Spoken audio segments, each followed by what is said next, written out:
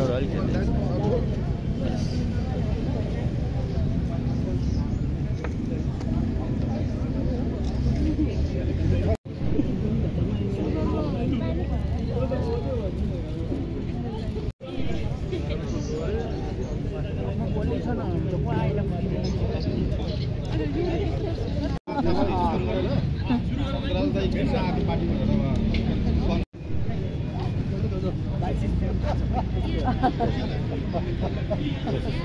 भाइ 120 रे वो 80 भाइ अनि बाबु यसरी एन्टिलेट परेर होला हैन ठीक छ म म्यानेजर छु अनि मेरो दाइ भयो भयो भयो अहिले बेला पनि छुट्यौँ न पछि इन्सर्ट हाल्ने कस्तो राम्रो छ। वरिष्ठ आयुर्वेदिक चिकित्सकहरूको भनाइ हो यो मेरो होइन।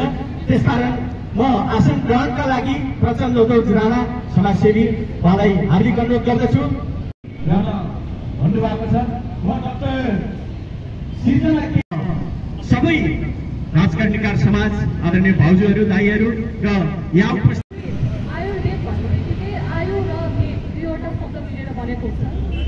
आयु भनेको जीवन है र वेद भनेको चाहिँ ज्ञान विज्ञान नलेज भन्ने बुझिन्छ भने यो यस्तो शास्त्र हो कि जुन शास्त्रमा चाहिँ के हुन्छ जीवनसँग होइन जीवनको बारेमा जीवनको संरक्षण गर्ने ज्ञान वा विज्ञान दिन्छ। त्यसलाई चाहिँ के भनिन्छ त आयुर्वेद भनिन्छ। जनचेतना अभियानको आरम्भ पनि हो। धेरै तन्त्रका देवता रोगका देवता मच्छिन्द्रनाथ यो फोटो देखाउने पवित्र प्राङ्गणबाट हामीले आरम्भ गरेका छौँ। अब मान्छेहरू निरोगी रहन्, आयुर्वेदको दुनियाँमा पनि आशा गरून् र घरभित्रै 95% आमाको भाँडामा जल छ नास्ति भनेर एउटा वेदमा भनिएको छ। स्वस्ति न इन्द्रो वृद्धसवाः स्वस्ति न पुरुषा विश्ववेदाः स्वस्ति न ताक्ष्यो अरिष्टनेमि स्वस्ति नो बृहस्पतिर्ददातु। यस कार्यक्रमलाई हौसला प्रदान गर्न पाल्नुहुने सम्पूर्ण आदरणीय दाजुभाइ दिदीबहिनीहरू र सञ्चारकर्मी मित्रहरू र सामाजिक कार्यमा अग्रसर र प्रतिष्ठित सम्पूर्ण महानुभावहरूमा हार्दिक अभिवादन टक्राउन चाहन्छु। शुभकामना दिनलाई यहाँ उपस्थित छु। तर मैले वास्तवमा म चलचित्र कर्मी र सामाजिक कार्यमा अनवरत तपाईहरुलाई अचम्म लाग्ला 47-48 वर्ष भयो मैले आफ्नो कला यात्रामा मैले पाइला टेकेको र अझै पनि म अत्यन्तै क्रियाशील छु। र मैले यस बीचमा आयुर्वेदिकका धेरै मित्रहरूलाई आयुर्वेदिक विज्ञहरूलाई मैले भेटेँ। धेरै पछि मैले लन्जेभिटी हेल्थ होम आयुर्वेदिकका अध्यक्ष हाम्रा कृष्ण साईजी मैले भेटेँ र एउटा चलचित्र निर्देशक चलचित्र कलाकार र विभिन्न सामाजिक क्षेत्रका एउटा प्रतिष्ठित व्यक्तिहरूको लागि निःशुल्क कार्यक्रम उहाँ लन्जेभिटी हेल्थ होमले गर्नुभएको छ। वृन्दाले यो एउटा हामीले धेरै चलचित्र कर्मीहरूलाई र चिनी जानेका मान्छेलाई मात्रै गर्यौं। हामीले किन समाजका अरू व्यक्तिहरूलाई जो आफूले उपचार गर्न नसकेको अवस्थामा हुन सक्छ दाइ, त्यसकारण हामीले आज हाम्रो सामाजिक कार्यमा पनि त्यतिकै दखल हाम्रा विशिष्ट एउटा नगर प्रमुख जुन हुनुभएको बेलामा हामीले किन त्यो जाउलाखेलमा चाहिँ यो निःशुल्क स्वास्थ्य सेवा एउटा निःशुल्क स्वास्थ्य शिविर नराख्ने भनेर वृन्दा बहिनीको डिजाइनमा हामीले यो कार्यक्रम गरिरहेका छौँ। किन त आफ्नो परिवारलाई मात्रै एउटा विशेष कार्यक्रम गर्नु भएन त? उहाँहरूले पनि समाजको लागि केही काम गरिरहनु भयो र उहाँहरूलाई पनि हार्दिक अभिवादन र हार्दिक आभार र हार्दिक सलाम व्यक्त गर्दै यस्ता कार्यहरू अनवरत रूपमा निरन्तरता दिनै पर्छ भनेर म जोड गर्दै फेरि पनि आउनुहोस्, एउटा आयुर्वेदिक पद्धतिलाई नै अँगाल्नुहोस्। जसरी म आज लन्जेभिटी हेल्थ होमको म एउटा ब्रान्ड एम्बेसडरको रूपमा छु, म फटा कुरा गर्दिनँ तर सही कुरा गर्छु। यदि मेरो प्रोडक्टमा पनि केही गल्ती छ भने म हाम्रो कृष्ण साईलाई भन्छु यसले काम गरेन, तपाईले यसलाई राम्रोसँग फेरि अर्को बनाउनु पर्छ, अर्को डाक्टरहरूको सल्लाह अनुसार अर्को मेथडबाट यो फिल्म के अरे हाम्रो औषधि बनाउनुहोस् भन्छु। छैन तर भनिन्छ बाधे बाधे जायपे तत्त्वबोध भने जस्तै गर्दै गर्दै जाँदा गन्तव्यमा पुगिन्छ होला।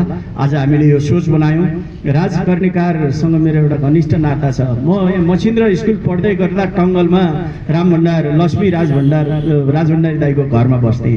अर्को हाम्रो घनश्याम राजकर्णिकार साहित्यकार हुनुहुन्छ कृष्ण पाउरोटी, उहाँसँग पनि सधैँ सधैँ लौ न यसरी तपाईँ जस्तै बोल्ने बनाइदिनुहोस् न, हामी बोल्न जान्दैनौँ भन्नुहुन्थ्यो। लेख्ने चाहिँ राम्रो लेख्नुहुन्छ।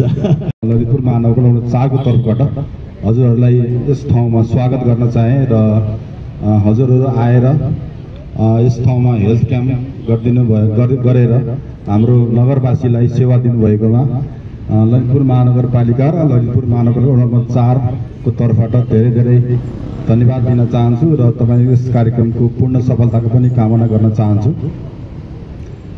यो जौलाखेल क्षेत्र चाहिँ तपाईँको अहिले यो खुल्ला क्षेत्र र सौन्दर्य हरियाली सौन्दर्यले मात्रै होइन कि यो ठाउँ चाहिँ अहिले महिनाको 10 वटा जति चाहिँ यस्तै हेल्थ क्याम्पहरू हुन्छ।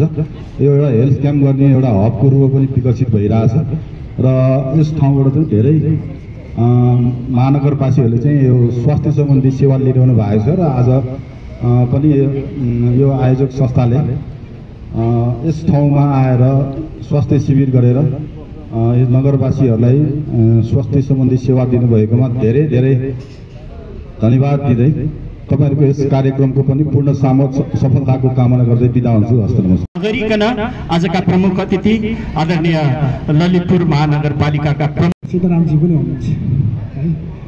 उहाँ त हाम्रो आइकनिक पर्सनालिटी हो। अनि हाम्रो डाक्टर साहबहरू मेडिकल स्टाफहरू सबैको मेरो नमस्कार। म चाहिँ चिफ गेस्टको रूपमा आउन पाएँ। मेरो दिनचर्या एकदमै राम्रो तवरले चाहिँ सुरु भएको मैले चाहिँ आभास पाएँ।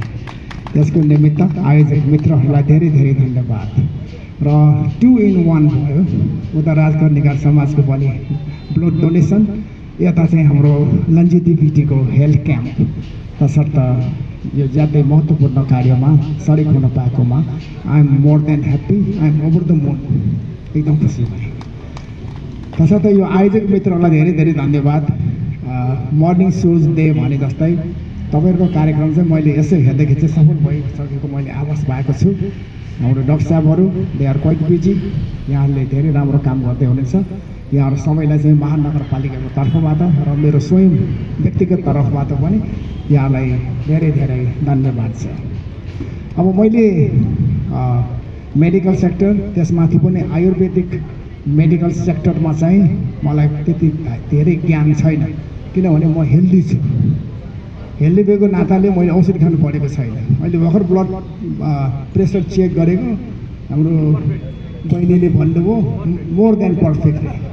त्यसले गर्दाखेरि चाहिँ अब everything is so far so good है।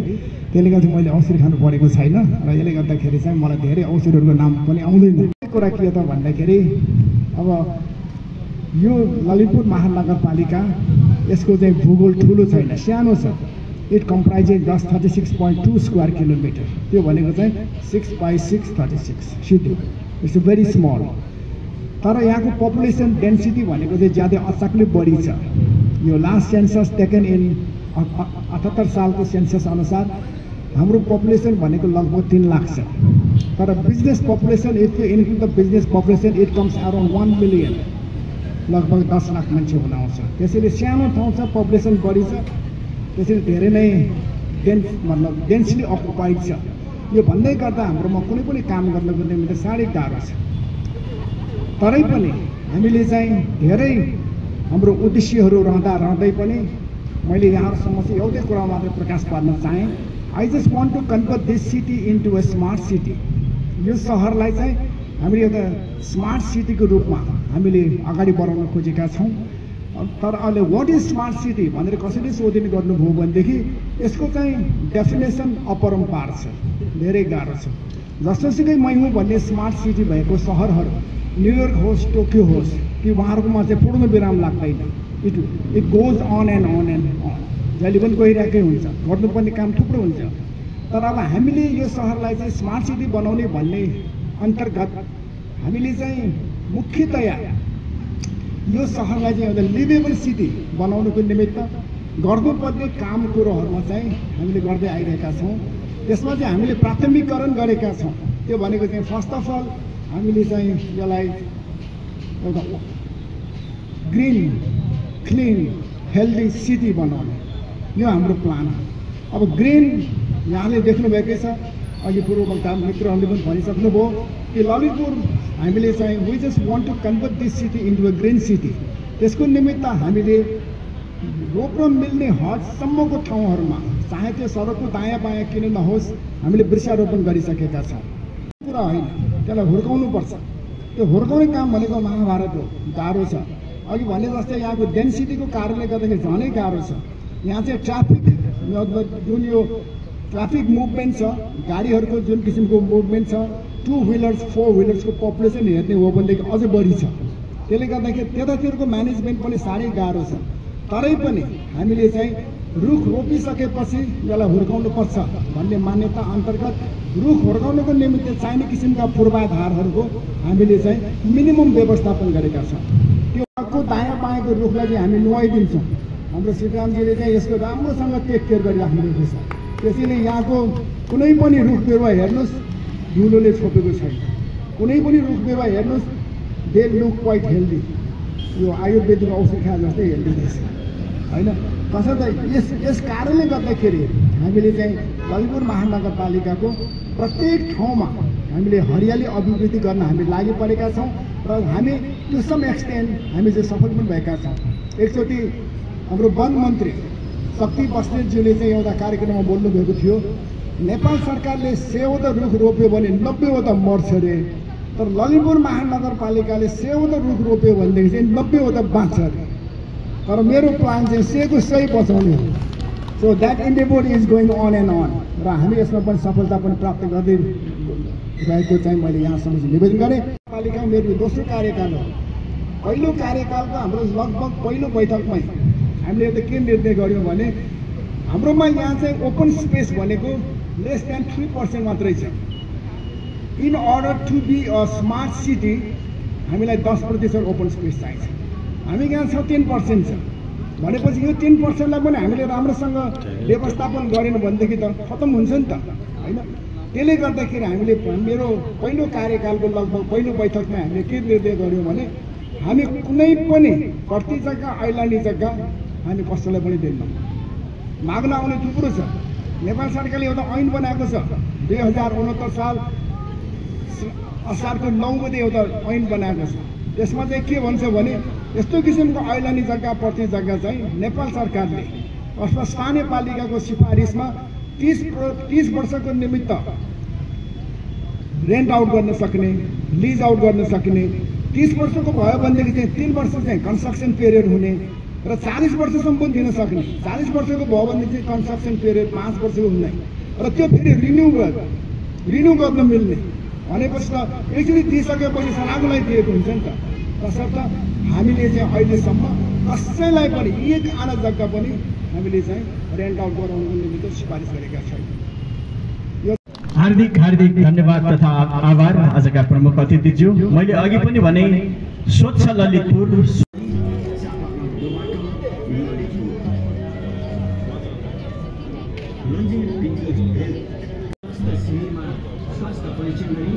मेरो